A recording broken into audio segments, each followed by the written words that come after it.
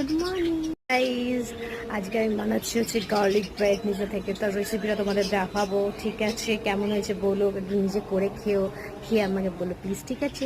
নমস্কার, আমার ড্রামা দেখার পর এবার দেখবো গার্লিক ব্রেড কী করে বানাই। এবার চট জল তাড়াতাড়ি করে ধনে পাতাটা কেটে নিয়েছিলাম, তারপর গার্লিকটাকে আলাদা করে কেটে রেখেছিলাম রিফাইন অয়েলে ভালো করে ভেজে। তার সাথে সাথে একটা আলাদা বাটিতে আমি 2 চামচ বাটার দিয়েছিলাম, তার মধ্যে গার্লিক ব্রেড, ধনে পাতা, সল্ট, ব্ল্যাক পেপার দিয়ে ভালো করে মিক্স করে নিয়েছিলাম।